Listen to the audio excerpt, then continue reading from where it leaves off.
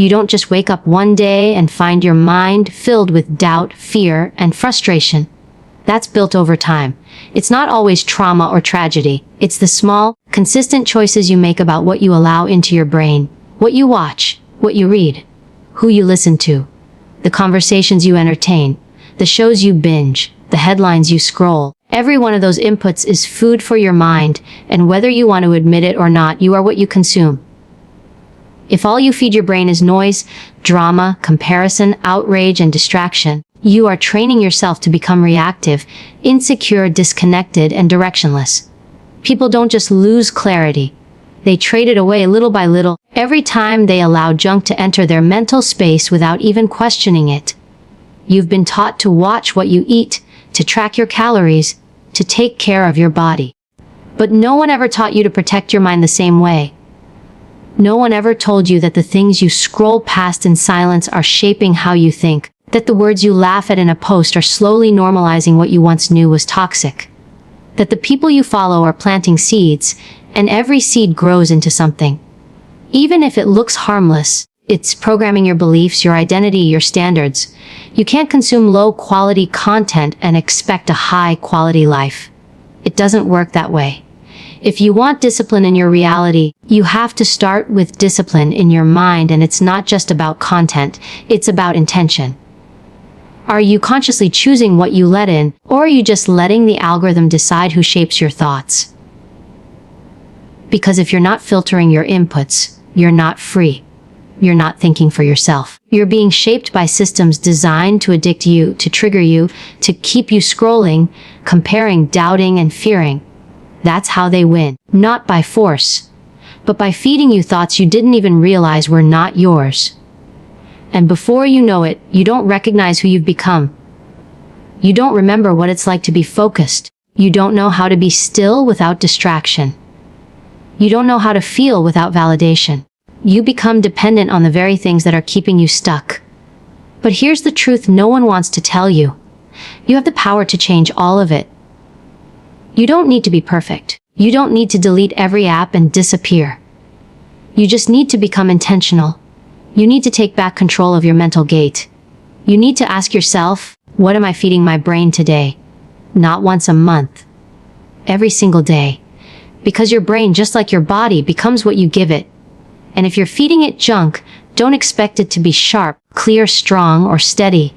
That level of mental power requires real fuel. It requires you to be ruthless about what you let into your space. It requires you to question the shows you binge, the music you absorb, the people you admire, the voices you echo. You start noticing that every piece of content has a tone, an energy, a mindset underneath it. Does it empower you? Does it stretch you? Does it make you better? Or does it keep you addicted to doubt and chaos? You don't need more information. You need better inputs. You need fewer distractions and more direction. You need to start feeding your mind what builds resilience, not what triggers anxiety. You need to train your mind like a muscle, because it is. And if all you do is feed it empty noise, don't be surprised when it collapses under pressure. This isn't about being positive all the time. It's about being strong enough to choose truth over comfort. It's about feeding your brain courage when fear is all around you. It's about feeding your brain discipline when the world wants you addicted to ease. It's about feeding your brain clarity when the internet sells you confusion. You don't have to consume everything you're offered. You don't have to scroll just because you're bored. You don't have to watch just because it's trending. You are allowed to say, that's not for me. You are allowed to shut it off. You are allowed to walk away. Because every time you protect your mind, you protect your power. You don't owe anyone your attention. Not influencers. Not marketers. Not strangers online. Your attention is the currency of your growth, and you need to start spending it like your future depends on it. Because it does. This is the truth most people ignore. They wonder why they feel tired without doing anything. They wonder why they're anxious before the day even starts. They wonder why they can't focus, why they're triggered so easily, why they feel behind, why they can't stop doubting themselves. The answer is often simple. They've been feeding their brain trash and expecting peace. It doesn't work like that. The mind becomes the environment it's placed in, so create a different environment. Curate your digital space like it's your sanctuary. Start feeding your brain what builds strength, sharpness, and self-trust. Choose mentors over noise. Choose challenge over comfort. Choose clarity over popularity. Choose peace over chaos. This is how you become unshakable, not by waiting for your life to change, but by changing what your mind consumes daily. Because what you feed your brain will either build the life you want, or slowly kill it while you're not paying attention. Negativity doesn't always shout. Sometimes, it whispers through the things you think are harmless. A passive joke that reinforces your self-doubt. A scroll through a page that looks like motivation, but leaves you feeling behind. A conversation you keep having with someone who never sees your worth. The worst part is, your brain starts getting used to it. At first it stings, but over time it becomes familiar. You don't even question it anymore because it's part of your daily rhythm. That's how negativity becomes addictive. Not because you love the pain of it, but because you've been taught to normalize it. It becomes your mental background music, quietly playing behind every decision, every thought, every goal you never pursue. It's not about being weak. It's about what you've been conditioned to accept. Negativity trains your mind to expect the worst before the best can even show up. It makes you suspicious of opportunity. It convinces you that discomfort means danger, that risk means failure, that rejection means you're not enough. And the scary part, once you start accepting those thoughts, your actions follow. You stop trying. You play small. You tell yourself it's wisdom, it's maturity, it's being realistic. But deep down, you're just afraid. Afraid because you've been feeding your brain fear every day without even realizing it. Negativity can come disguised as entertainment. The shows you watch that celebrate dysfunction. The social media influencers who live off of other people's downfall. The constant bad news that keeps you glued to fear. The content that thrives on drama, conflict, and outrage. You consume it, and it changes you, slowly. Quietly, daily, you tell yourself it's harmless, just a scroll, just a meme, just a quick laugh. But your brain doesn't filter out what's just entertainment. It absorbs all of it. And the more you feed it, the more it starts needing it. That's how the addiction forms. You begin craving the very thing that's weakening you. You check the drama because it gives you a hit of excitement. You read the gossip because it gives you a sense of superiority. You follow the outrage because it makes you feel involved. But none of it builds you, and that's where the danger lies. Because the more negativity you consume, the less you can recognize it. You think it's normal to feel anxious all the time. You think it's normal to constantly compare your life to strangers. You think it's normal to expect betrayal, failure, and chaos at every turn. But that's not normal, it's just familiar. There's a difference. And if you don't break that pattern, you will continue to live under it. You will continue to seek out stories and people that confirm your fears. You will continue to sabotage peace because your mind thinks chaos is safer. Your brain will always seek out what it's used to. If you've trained it on negativity, it will search for it in every room you walk into. It will focus on the one negative comment in a sea of love. It will cling to the one rejection and ignore the 10 wins. It will assume the worst in people and protect you with distance, sarcasm, and avoidance. And it will feel safe until it doesn't. Because deep down, you'll start realizing you're not living. You're just surviving. You're not building. You're just defending. You're not dreaming. You're just managing disappointment before it shows up.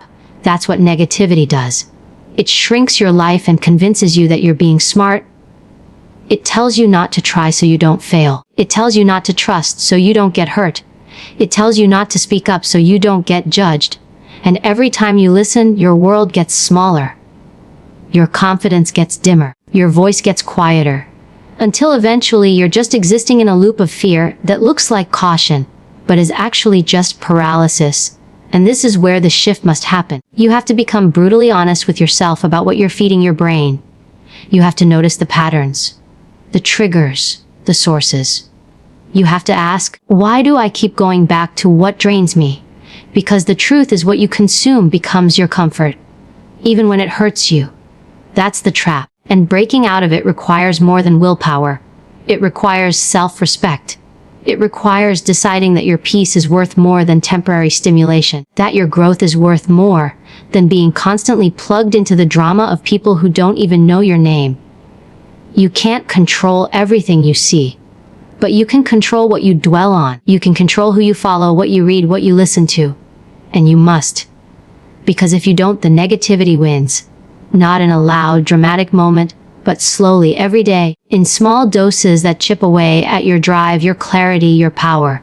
Until one day, you look up and wonder why you feel stuck. And the answer won't be some big moment that broke you. It'll be 1,000 quiet moments where you fed your brain what was killing you and called it normal. It's time to reset, to detox, not from the world, but from the parts of it you've allowed to shape your mind. Stop feeding your brain with poison and calling it routine. Starve the negativity. Cut it off at the root. Replace it with input that stretches you, strengthens you, sobers you, and sharpens you. That's how you break the addiction. That's how you reprogram the craving. That's how you start building a mindset that doesn't chase pain but creates power. One thought at a time. One choice at a time. One refusal at a time. That's how you reclaim your mind, by deciding you will no longer be addicted to what's slowly destroying you, every single thing you consume. What you watch, what you listen to, what you scroll past, what you read, it becomes part of how you see the world, how you process experiences, and how you talk to yourself when no one's listening. You don't realize it while it's happening because it doesn't change you in one big dramatic shift. It changes you in tiny, invisible ways. One scroll, one video, one toxic post that gets stuck in your subconscious and plants a seed.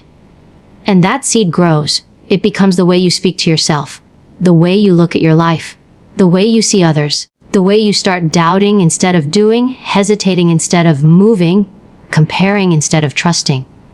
You might think you're just passing time, but your brain is paying attention. It's soaking in every detail and storing it somewhere.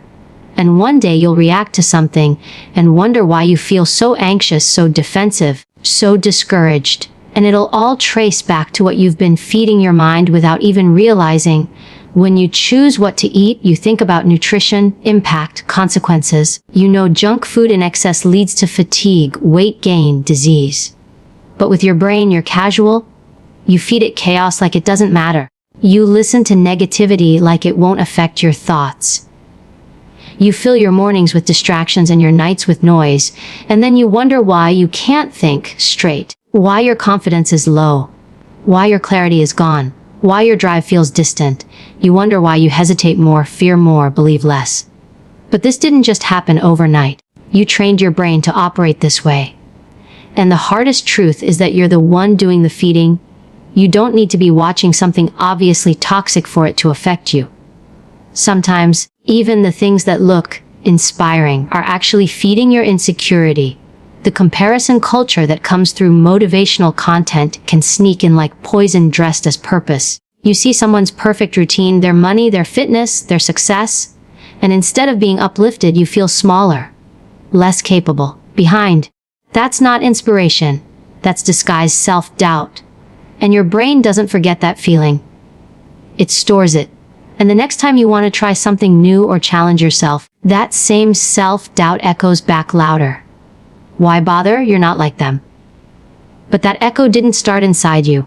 You picked it up through what you consumed. Your mind is programmable, but it's also trainable. It learns from what you repeatedly expose it to. If all you do is fill your space with gossip, drama, arguments, scrolling highlights of other people's lives, and negative news, then you are programming your mind to respond to the world through fear, reactivity, insecurity, and comparison. If you constantly follow people who talk about what's wrong, you'll stop seeing what's right. If you consume content that encourages complaining, you'll start seeing every inconvenience as an attack. If you listen to voices that tell you to settle, you'll stop challenging yourself to grow. That's how it works. You can either program your mind on purpose, or you can allow it to be programmed for you without permission. You have to become aware of what you're allowing in. Not just through your eyes and ears, but through your beliefs. Your beliefs didn't just appear. They were built through repetition. Through what you've allowed into your mind every day. If you constantly hear that, you're too late. You're not good enough. Success is only for the lucky. Eventually that becomes your story. And once you believe that story, your brain stops searching for solutions. It starts looking for reasons to stay stuck.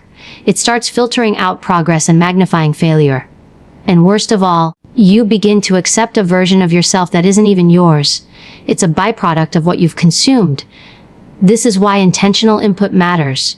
You can't build a powerful mindset on weak content. You can't build peace on a foundation of distraction. You can't grow when everything around you is pulling you down in subtle ways. If you want focus, feed your mind focus.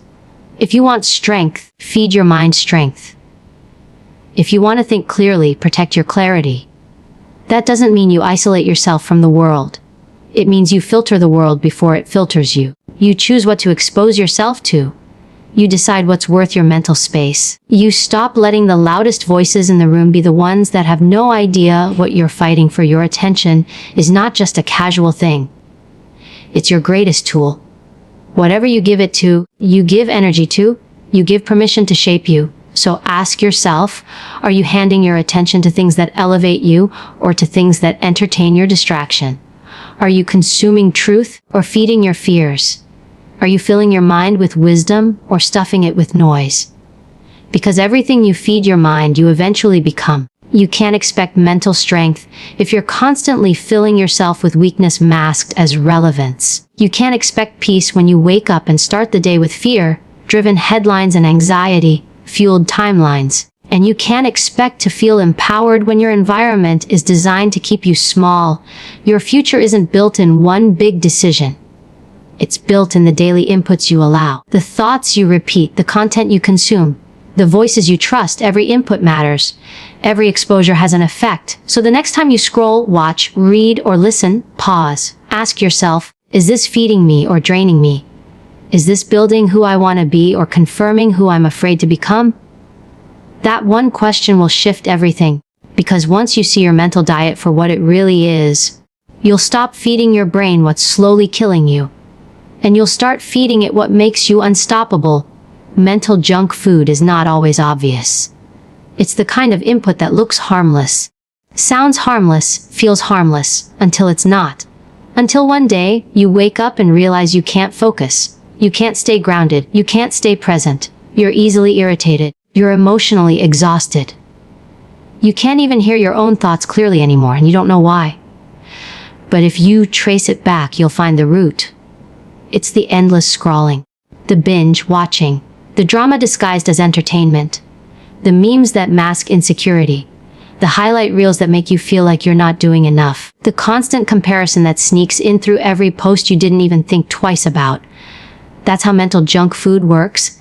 It creeps in, small and silent, until it becomes the default way your brain operates. It's easy to think that what you do for just a few minutes doesn't matter.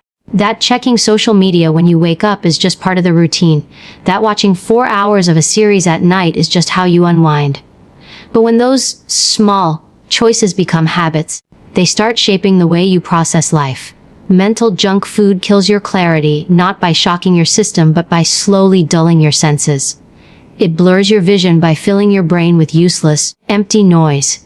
It trains your attention span to crave novelty and distraction instead of focus and depth.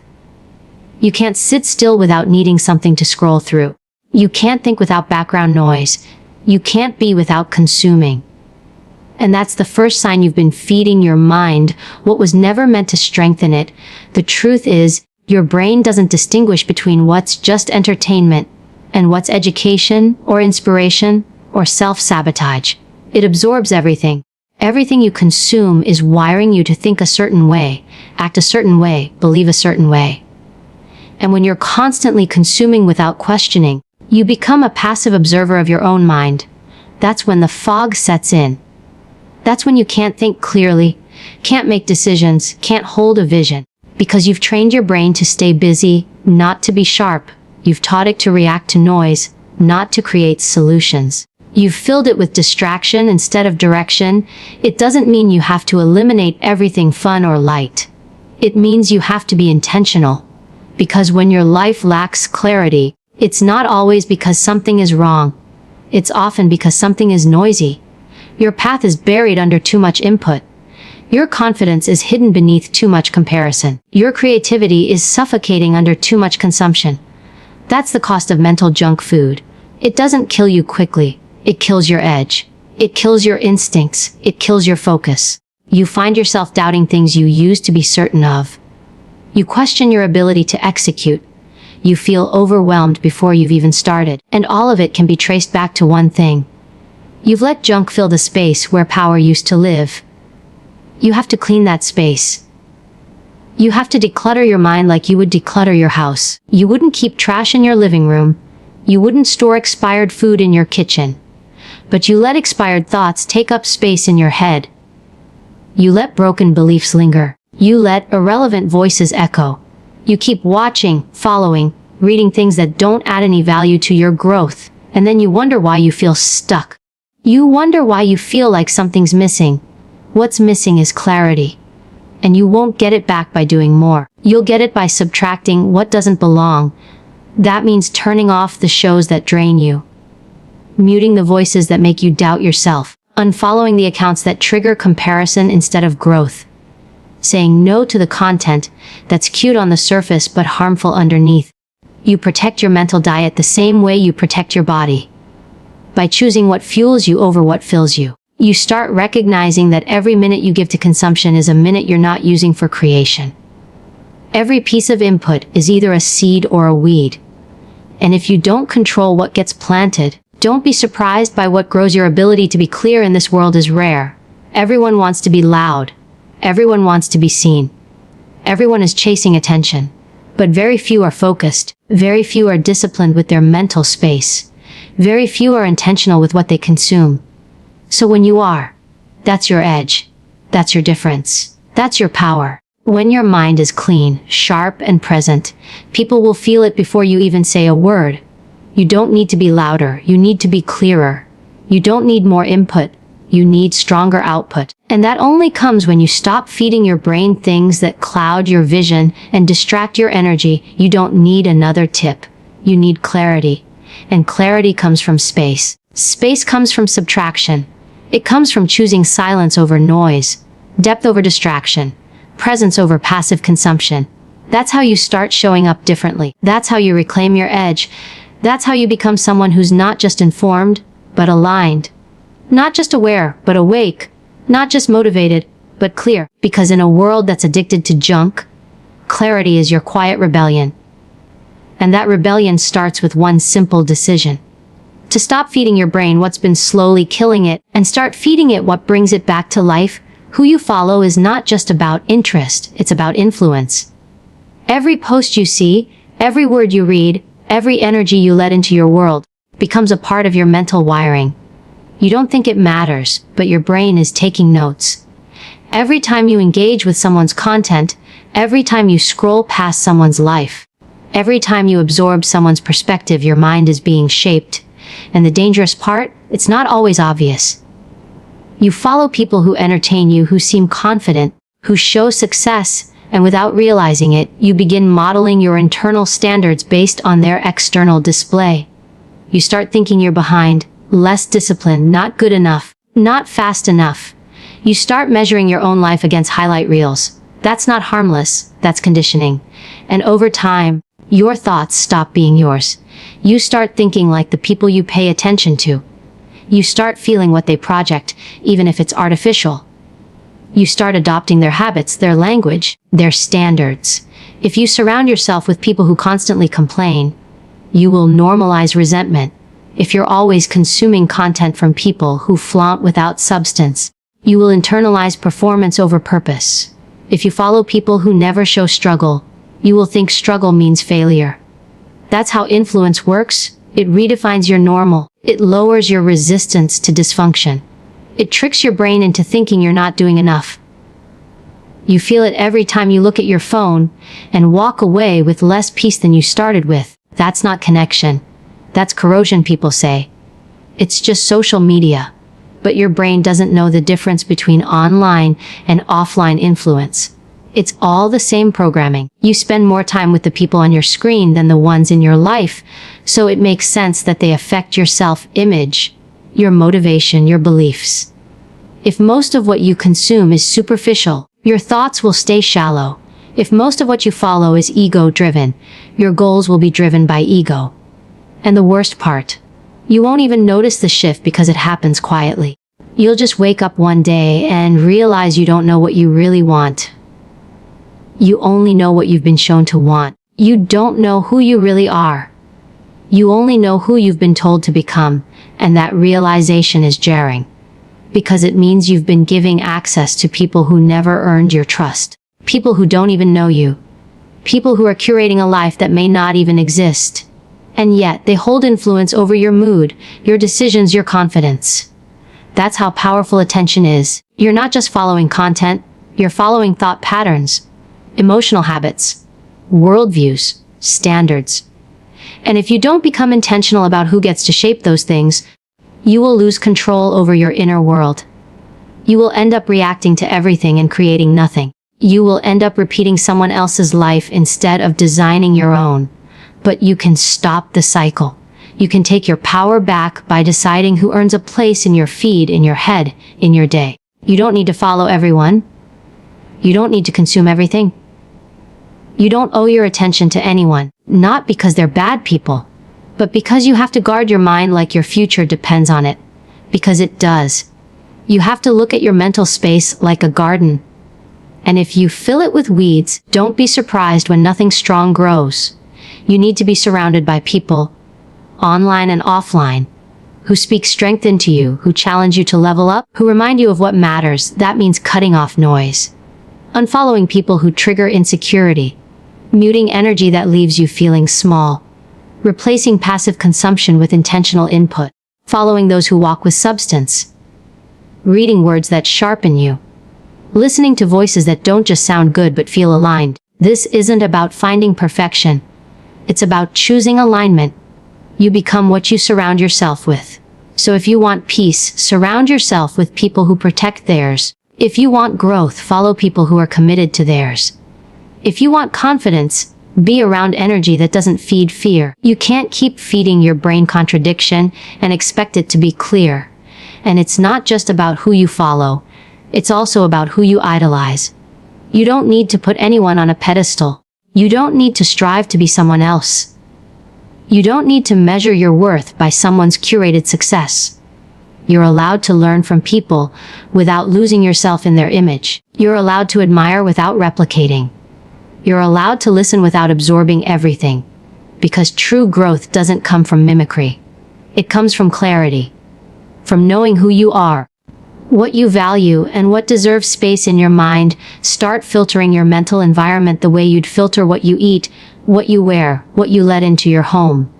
Your mind is sacred, and what you feed it matters. Clean up your feed. Tighten your circle. Raise your standard for what you consume, because everything you allow in is either making you sharper or duller, stronger or softer, focused or distracted. And when you finally become ruthless with what you allow in, something shifts. You stop comparing. You stop doubting. You stop chasing. You start building. You start leading. You start choosing. That's when your mind becomes your tool, not your trap. That's when you stop following noise and start following your own direction. Your attention is currency. The world is built to steal it. Everything you see, every headline, every notification, every post, every alert is a hook. They're not just there for your interest. They're designed to trigger your emotion, to pull you in, to keep you distracted, to get you to spend more of your energy without realizing what it's costing you. Every time you give your attention away freely, you're spending your power. Every time you engage with something that has no value to your growth, you're investing in weakness. And this doesn't just affect your day, it shapes your life. Where your attention goes, your energy flows. And the direction of your energy determines the direction of your future. Most people never take control of that flow. They think they're just passing time, but really, they're draining their momentum. Piece by piece, scroll by scroll, click by click. We're in an age where distraction is glorified. Being constantly online, constantly updated, constantly reactive, it's called being informed. But in reality, it's mental clutter. It's emotional burnout disguised as productivity. You check one thing, and before you know it, your entire morning is gone. Not to action, not to strategy, not to purpose, but to reaction, to input that does nothing but hijack your focus. You think you're multitasking, but you're not. You're dividing your attention so much that nothing gets the depth it deserves. Not your goals, not your thoughts, not your relationships. This isn't just time being wasted. It's presence being stolen. And once your presence is gone, everything starts to feel like noise. You can't hear your own intuition because you've been listening to everyone else. You can't feel what matters because your senses are overstimulated. You're so busy responding to what's urgent that you forget what's important. And that's not just bad for your peace, it's deadly for your potential. You weren't meant to be constantly interrupted. You weren't meant to absorb 1,000 opinions before you've even had one thought of your own. Your mind is powerful, but only when it's directed. Otherwise, it becomes a mirror, reflecting whatever it's been exposed to instead of creating something new. You become reactive, you lose originality, you lose discernment, you stop choosing your focus, and start chasing whatever is loudest. That's the cost of attention, given without intention. And it's easy to dismiss it. Easy to say, it's just a scroll, just a trend, just something funny. But your brain is tracking it all. Your nervous system is responding. Your beliefs are being shaped. Your fears are being fed. Your focus is being broken into smaller and smaller fragments until eventually you forget what it feels like to be fully present. To be all in. To sit with one thought, one problem, one solution, without needing stimulation every 10 seconds. If you don't control your attention, someone else will. And they already are. The question is, what are they using your energy to build? Because if it's not your life, your purpose, your vision, then it's a robbery in slow motion, and that robbery happens every single day. You open your eyes in the morning, and the first thing you do is look at your phone. Before you've even asked yourself how you feel, what you need, what matters today. You've already handed your mind over to external voices. You've already let the outside world decide your mood. You've already let someone else's urgency replace your intention. That one choice, repeated daily, rewires your brain, and not for strength, for speed, for stimulation, for dependency. And eventually it doesn't feel like a choice anymore. It feels like survival, like you have to be plugged in just to keep up. But the truth is, you're not keeping up. You're getting pulled down. Focus is your greatest asset. It's what turns ideas into results. It's what turns practice into mastery. It's what separates people who live with clarity from those who live in confusion. But focus can't survive in a mind that's always being pulled in 10 directions. It can't survive in a brain that's been trained to chase dopamine instead of discipline.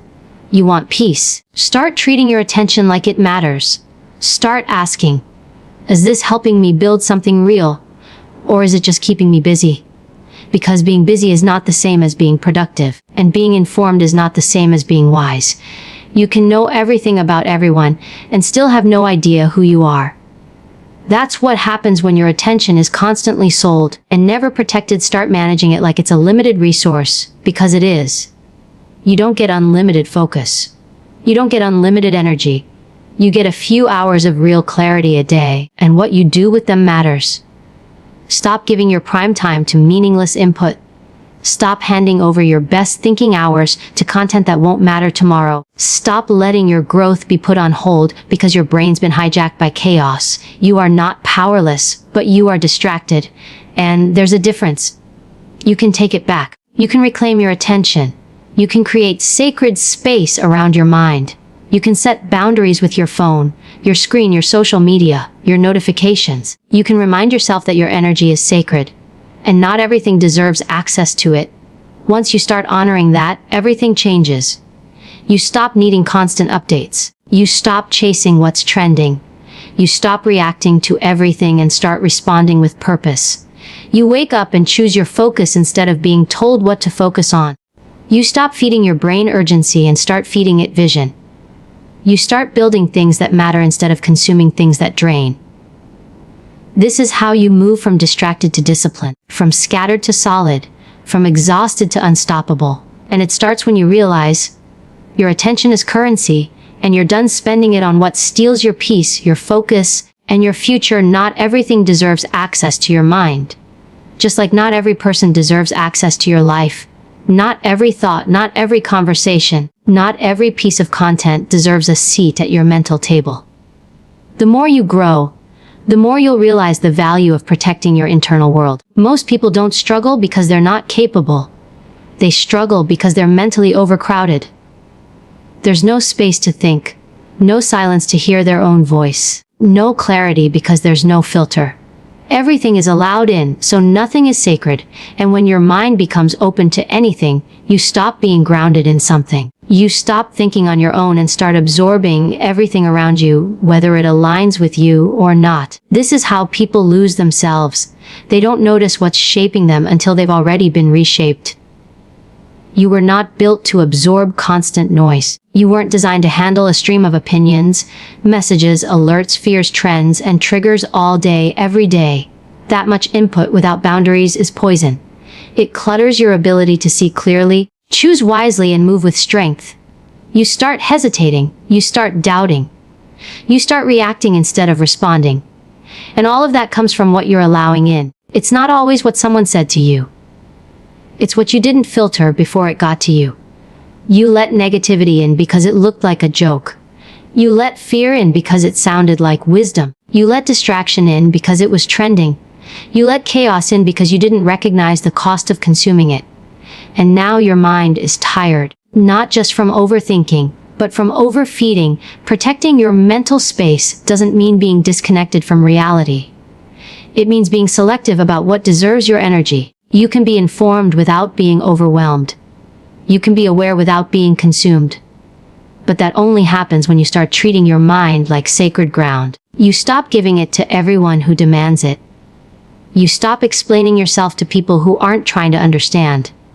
You stop watching things just because they're popular. You stop reading content that goes against your peace. You stop entering conversations that don't lead anywhere but into more noise. This is about discipline, not avoidance. It's about recognizing that peace doesn't happen by accident. It's created, protected, maintained. And that requires boundaries. Boundaries are not walls to keep people out. They're filters to protect what matters. Your clarity matters. Your vision matters. Your energy matters. But none of it survives if everything has a free pass into your mind. You have to start setting limits. What kind of conversations are you done having? What kind of energy are you done entertaining? What kind of content are you done consuming? These aren't questions for later. These are questions for now. Because every day you allow unfiltered noise into your life, you are compromising your focus. Every day you say yes to what drains you, you say no to what builds you. Every day you let anything in, you're teaching your mind that it doesn't need protection. And once you drop your guard, everything starts getting in. People's fears, people's doubts, people's opinions, people's projections. Suddenly your goals feel impossible, your peace feels unreachable, your vision feels unclear. But it's not that those things are true. It's just that your mind has been filled with too much of what's false. You've let too many voices speak.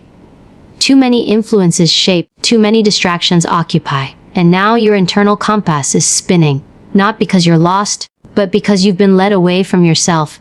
Getting back to clarity isn't about doing more. It's about cutting back. You start removing what's not yours. You mute what doesn't align. You pause what doesn't serve. You filter out what doesn't grow you.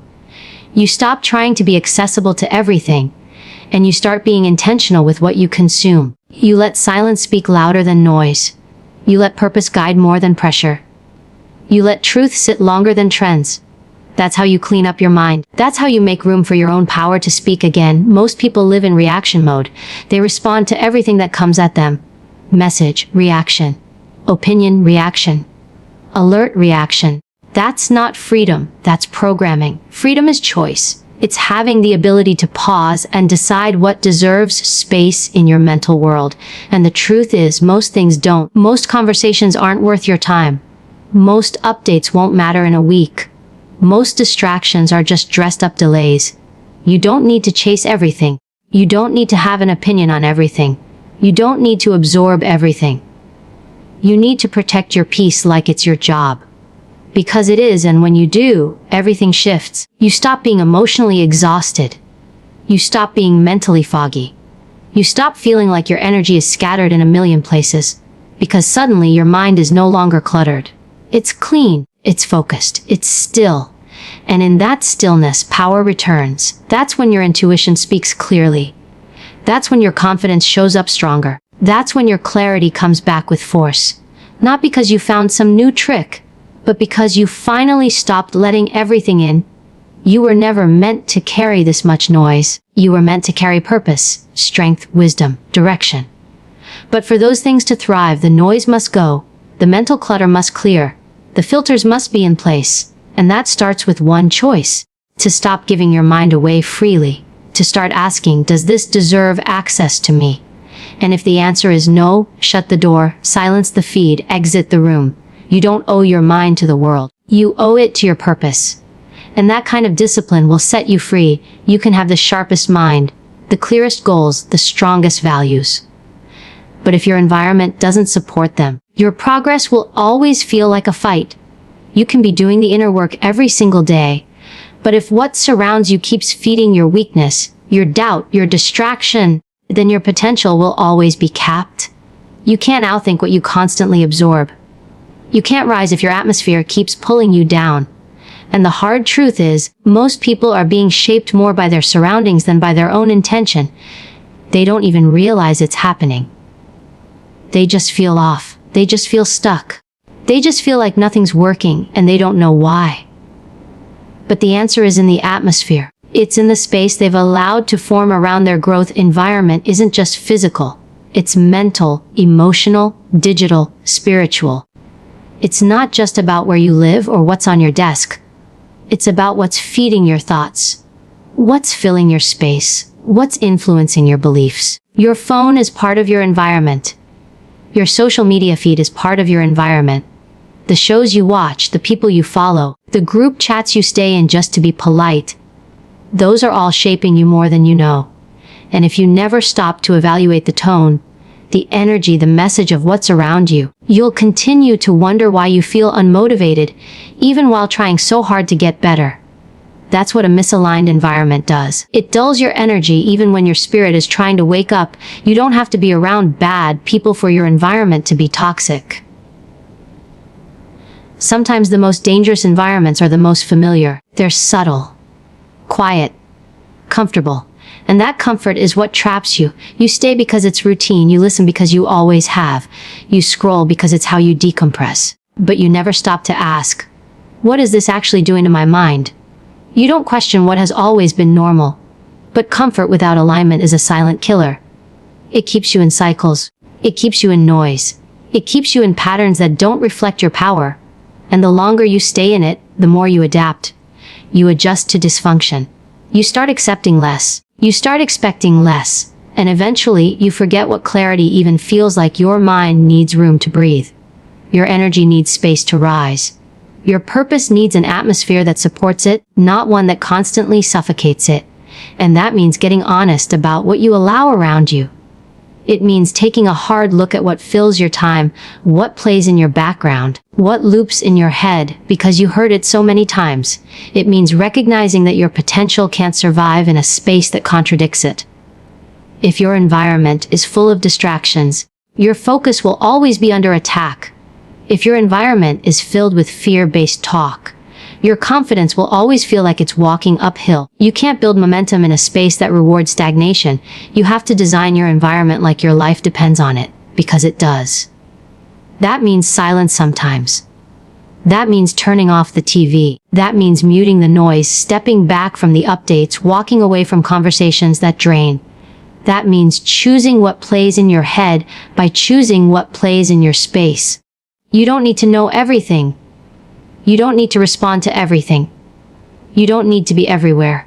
You need to be where your growth is being supported, where your mind is being sharpened, where your energy is being respected. And sometimes that means stepping away from places that are familiar just so you can breathe again. Don't be afraid to be selective. Don't apologize for protecting your peace. Don't hesitate to raise the standard of your environment. People might not understand. They might call it extreme. They might say you've changed. And you have. You're no longer available for chaos. You're no longer tolerating the clutter. You're no longer living with the door wide open to everything and everyone, because you've realized your space is sacred. Your time is sacred. Your mind is sacred. And not everything deserves to touch it. This is where true freedom starts. When you finally stop fighting for clarity and start building an atmosphere where clarity lives. When you stop waiting for peace to find you and start creating space where peace can stay. When you stop trying to push through noise and start removing what creates it. That's when your mind starts working for you again. That's when your energy begins to flow again. That's when you stop feeling like every day is a battle just to think straight.